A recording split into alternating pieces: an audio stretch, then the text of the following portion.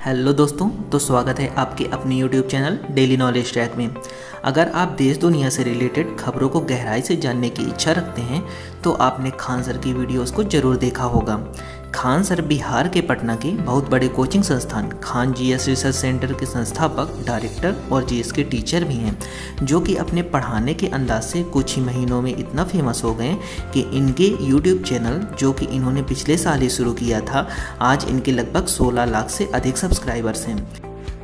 इनके पढ़ाने की खास बात ये है कि ये अपने बिहारी भाषा, जो कि एक बहुत प्यारी भाषा है, में बहुत ही सहजता से हर टॉपिक को बड़ी आसानी से समझा देते हैं। वैसे तो खान सर को लोगों ने बहुत प्यार दिया है, लोग इन्हें दूसरा कलाम कहकर भी पुकारते हैं, पर अगर हम किसी व्यक्ति के बारे में जितना अधिक जानेंगे उससे उतना ही लगाव होगा।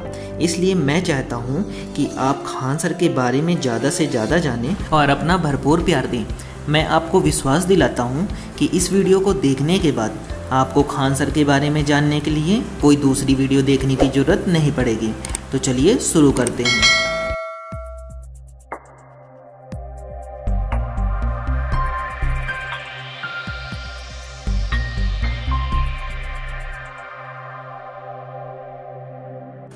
खान सर का जन्म उत्तर प्रदेश के गोरखपुर जिले के एक मध्यम वर्गीय परिवार में हुआ था। इनके पिता आर्मी में कार्यरत थे, जो कि इस समय रिटायर हो चुके हैं। इनकी माता गृहिणी है। इनके एक भाई हैं जो कि कमांडो हैं।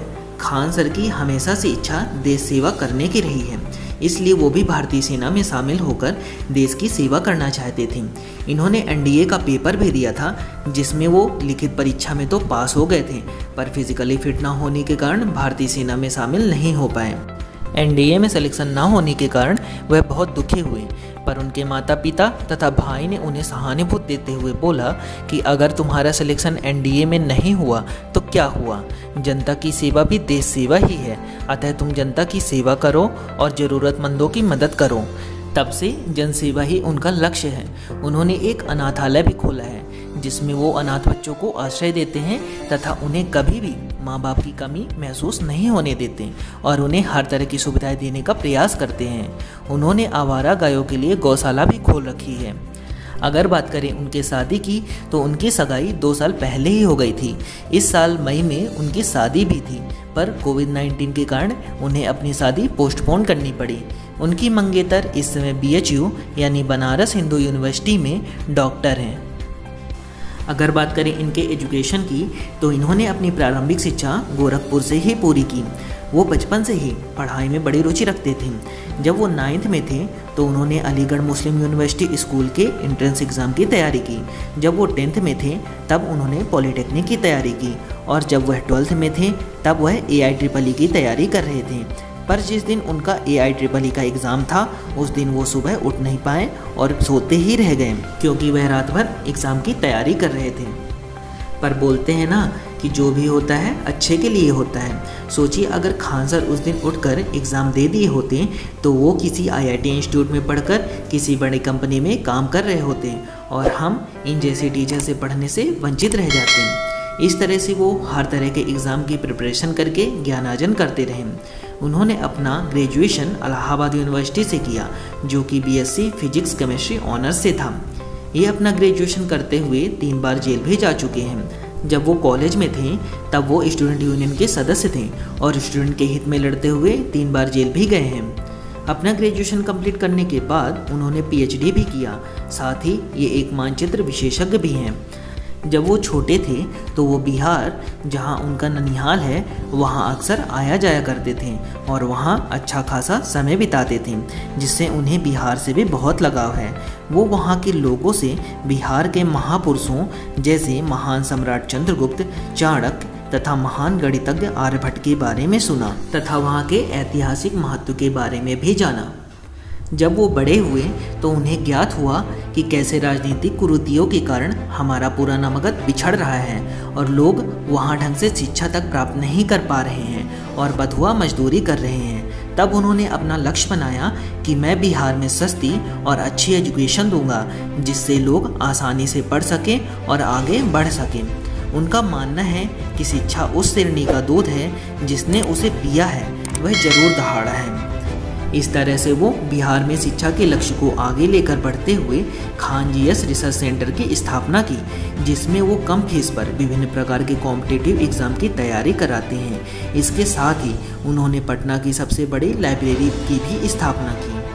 शुरुआत में उनकी कोचिंग 1 से 2 कमरों तक ही सीमित थी, पर जब उनके पढ़ाने के तरीकों को देखकर बच्चों की संख्या में लगातार बढ़ोतरी हुई, तब उन्होंने अपने कोचिंग को एक बड़े कोल्ड स्टोरेज में शिफ्ट कर लिया, जिससे वो एक बार में ही कम से कम 2000 बच्चों को एक साथ पढ़ाते थे। पर जिन बच्चों को बैठने के लिए जगह नहीं मिल पाती थी, वो घंटों भर खड़े रहकर ही उनका लेक्चर सुना करते थे। जब खान सर ने देखा कि बच्चे पढ़ने के लिए कितना कठिन परिश्रम कर रहे हैं, तब उन्होंने स्टूडेंट की सहजता के बारे में सोचते हुए ऑनलाइन लाइव क्लासेस स्टार्ट की, जिसमें वो पढ़ाते तो पटना में थे, पर ऑनलाइन माध्यम से अन्य राज्यों के बच्चे भी साथ में पढ़ते थे। खान सर ने ट्यूशन की फीस भी ना के बराबर रखी थी, जिससे कि ज़्यादा से ज़्यादा बच्चे उनके इंस्टीट्यूशन से जुड़ सकें।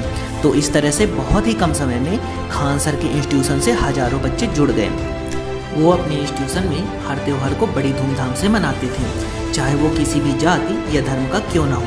वो बोलते हैं कि आज़ादी से पहले हम हिंदुस्तानी थे, पर विभाजन ने हमें हिंदू और मुस्लिम में तोड़ दिया। वो बोलते हैं ना कि जब आप कामयाब होते हैं तो आपके दुश्मन अपने आप ही बन जाते हैं। इसी तरह खान सर के दुश्मन भी बन चुके थे। उनके दुश्मन उन्हें अक्सर इंस्टीट्यूट बंद कराने की धमकी देते थे, पर खान सर उनसे डरे बिना इंस्टीट्यूट संचालित करते रहे। पर 11 मई 2019 को सुबह 9:45 में खान सर के इंस्टीट्यूट पर बम से हमला किया गया तथा वहां के टीचर्स तथा स्टूडेंट्स को लाठी तथा डंडों से पीटा गया। इसके बावजूद भी खान सर डरे नहीं, बल्कि अपने इरादों को और भी मजबूत करते हुए उन्होंने कहा कि अगर तुम हमें मार भी दोगे, तब भी हम इस संस्थान को बंद नहीं होने देंगे। वो अपनी क्लास में बच्चों को हमेशा मोटिवेट करते हैं तथा समाज सेवा और ब्लड डोनेट करने के लिए प्रेरित करते हैं। उनका मानना है कि हमारा जीवन दूसरों की भलाई के लिए समर्पित होना चाहिए, यही हमारे जीवन का लक्ष्य है। वो अपने स्टूडेंट को मोटिवेट करते हुए कहते हैं कि बिहार का पूरे भारत में गौरवशाली इतिहास रहा है। चंद्रगुप्त मौर्य तथा उनके गुरु चाणक्य ने एक भारत की शुरुआत यहीं से की थी और यहीं आर्यभट्ट जैसे महान गणितज्ञ ने जन्म लिया था। पर कुछ समय से यहाँ राजनीतिक कुरीतियों के कारण यह अपना सम्मान खोता जा रहा है। इसलिए हमें शिक्षा प्राप्त करके फिर से बिहार को पुराना मगध बनाना है। 20 मार्च 2020 तक इनका इंस्टीट्यूट सुचारू रूप से चल रहा था, पर 21 मार्च से लॉकडाउन लगने के कारण बच्चे इंस्टीट्यूट नहीं आ पा रहे थे। तब इन्होंने अपना लेक्चर अपने पुराने channel Khan GS research centre में अपलोड करना स्टार्ट किया। शुरुआत में तो लोगों ने इनके लेक्चर्स को इग्नोर किया, पर जिसने भी एक बार इनका लेक्चर्स देखा वह उनका फ़ैन हो गया तथा अगला लेक्चर्स मिस करने की गलती नहीं की। मैंने स्वयं कई बार इनका लेक्चर इग्नोर किया है, पर जब से मैंने इनका लेक्चर देखा है मैं स्वयं इनका फ़ैन हो गया हूँ और आज तक इनका एक भी लेक्चर मिस नहीं किया। इनके लेक्चर की खास बात यह रहती है कि ये वीडियो के लास्ट में देश से जुड़ी समस्याओं का समाधान बताते हैं, जो कि बहुत ही प्रभावी होते हैं। इनके कई वीडियोस को तो अनुपम खेर जैसे बॉलीवुड सेलिब्रिटीज़ ने ट्विटर पर शेयर भी किया है। मैं आपको बता दूं कि खान सर की यूट्यूब से जो भी इनकम होती है उसमें से वो ज़्यादातर अनाथ आश्रम, गौशाले तथा सामाजिक सेवाओं में खर्च कर देते हैं। ये अपने स्टूडेंट को मोटिवेट करते हुए कहते हैं कि लुढ़कते हुए पत्थरों पर कभी काई नहीं जमती है, बल्कि ठहरा हुआ पानी अक्सर खराब हो जाता है। इसलिए लगातार ज्ञान की प्राप्ति करते रहिए। अब मुझे लगता है कि आपको खान सर के जीवन के बारे में भरपूर जानकारी मिल गई होगी और अब आप उनके प्रति पहले से ज़्यादा लगाव महसूस कर रहे होंगे।